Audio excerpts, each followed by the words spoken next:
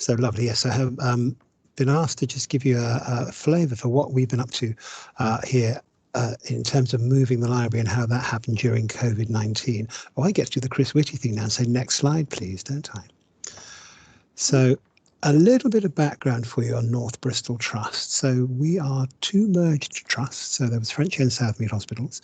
And in 2010, so 10 years ago now, the Learning and Development Building opened here on site before the main hospital. We have the wonderful Brunel Hospital, which has won quite a few architectural awards. But 10 years ago, the library opened.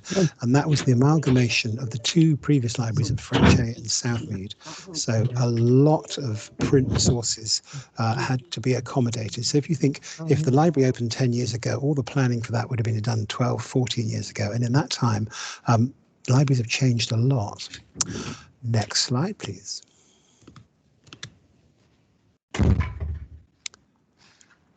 We had the beauty of having a lovely, lovely environment here, and I'll talk a little bit more about that. So it was a purpose-built library. We had a really generous space to play with. But it's fair to say that as time went on, the footprint was not terribly well used.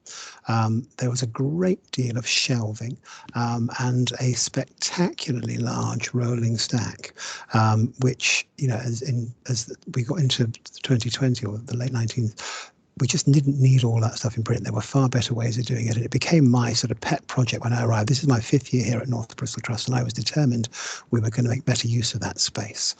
Next slide, please. So this will give you an idea. So this is was the rolling stack, which, as you can see, is enormous. It's bigger than some people's houses, I suspect, probably bigger than quite a lot of people's houses. It just took up so much space at the library.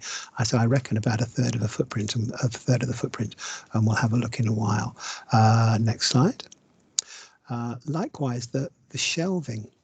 We had a great deal of shelving, which increasingly had less stuff on it as we were buying fewer print resources and buying things like Clinical Key and making resources available online.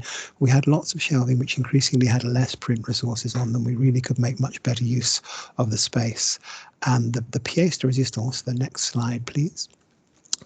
This was the inquiry desk, which I always likened to something like a machine gun encampment. It was enormous. It seemed to be designed to repel borders, and such a unwise use of space, shall we say.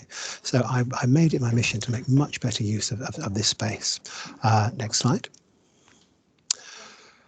So whenever I was in meetings, someone would always sow the seeds of how we could redevelop the library, schmooze people in med ed and all these kind of things. And constantly was, how are you going to fund this? That was always the problem. And we never got anywhere with the funding. There just wasn't the funding because it was a major exercise.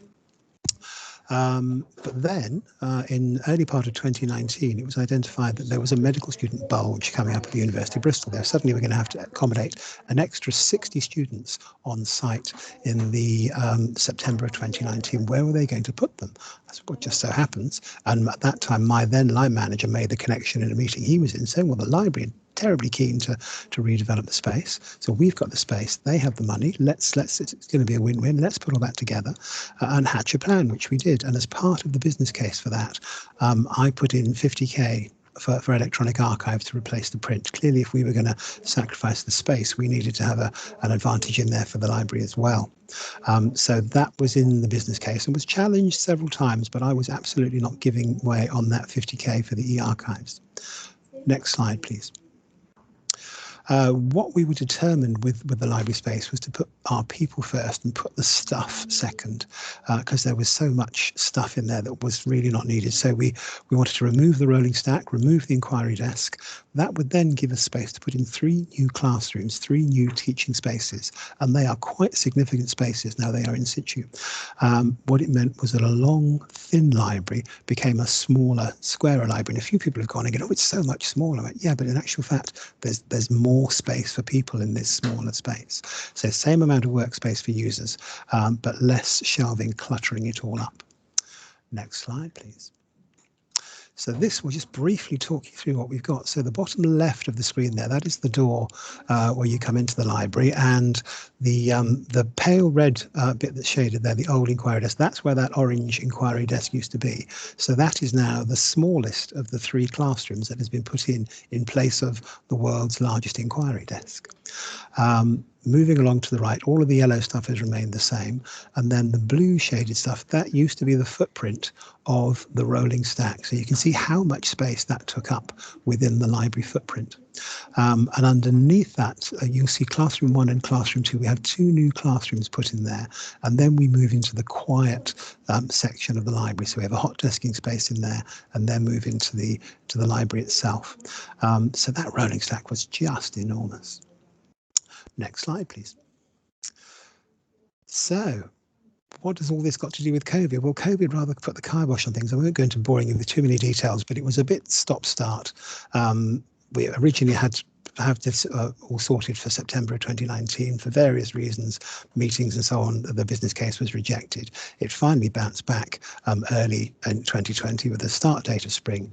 And then, of course, the world changed beyond all recognition. Interestingly, I was just down in the old library team space.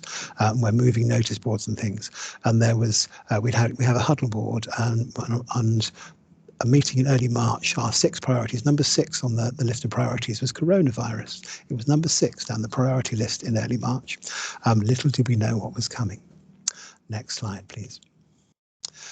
So we had Thunderbirds were go. We were all ready to go. There was the architecture. It was all agreed and funded. What we did very candidly do, as soon as they agreed to fund it, we bought those electronic archives. So we had those in January or February. And Sam, one of our library assistants here, said she noticed the use of the stack dropped by about 90%. But of course, then Bristol hosted one of the Nightingale. So, you know, everybody, any builders in Bristol were busy building the Nightingale.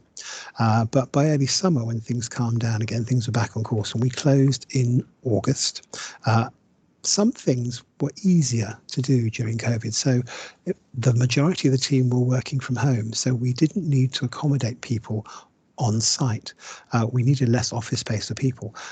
So we were able to move into a different office than had originally been planned. We're actually sharing the office space here with some of the Oxford vaccine team here, the research team who are coordinating that. So, and since March, I think we've had all 6 of the team here on site twice. The other great thing was we had a really competent project manager looking after ourselves, Jo. Jo had been involved in the Nightingale. She was head of facilities management, capital project manager, and reuse operational lead for the Nightingale Bristol. If you can build a field hospital in 3 weeks, managing a library move is a bit of a doddle, really. Next slide. Finish up in the next 2 minutes, John. Absolutely, yeah, we're very nearly there. So what moving during the time of COVID, what was the big difference during the time of COVID? Well, basically everything happened as planned, but we had to do it all in masks. So the packing and unpacking of the library and all that kind of thing. So 204 crates there. We had to have masks and so on while we were packing them. Back in August was particularly unpleasant. It was real t-shirt and shorts weather back then. I think the slides on the right is packing up, and the slides on the left there is unpacking. Next slide, please. What difference has COVID made to it? Well, it has made some differences. Certainly, we're sticking with the original floor plans and so on, but we will be putting social distancing signs on all of the desks and so on. We have changed the library team office quite radically. So we want to make the team office a COVID secure space for 4 of the teams. So 4 people can work in there at any one time without having to wear face masks. And the classrooms will be significantly reduced as well in the short term, fingers crossed for the vaccine. But being flexible and keeping an eye on the longer term, it is going to be wonderful. This next slide will give you an example of some of the lovely things that are coming in. So if we could have the next slide, please. So we have a great hospital charitable fund here, and each department has a charitable pot that they can spend. And so we're spending some of our charitable pot on some great artworks to make the library a nicer place to be. So these are 3 artists who have displayed in our library gallery. We have a library gallery space. And these are some of the artists who we've had there over the last 5 years. And we're inviting them to come back, and we're going to have a couple of big feature wall walls. The nightingale, the kingfisher in the centre is by Sophie Long, who's one of the street artists here in Bristol. The one on the right is an interesting one by Gordy Wright. He's a young chap who 5 years ago was working part-time in the hospital in medical records and working as an artist. He's now working full-time as an artist, as an illustrator. And that example there is he designed a load of the covers for the Lancet Neurology. I think it was last year. The cover illustrations for the Lancet were by Gordy. And he's going to be, he's been commissioned to have something rather similar and rather wonderful over the library inquiry desk. So it is going to be a glorious space. And I would have hoped we'd had a few more things on the walls to take some photographs, but we'll certainly bore you with photographs of it all in the swimming pool in due course. And I think on to our final slide. There we go, a quick 10-minute whistle-stop tour. So I would say have your eye on the long prize, folks. It's taken a while, but we're actually getting to a wonderful place.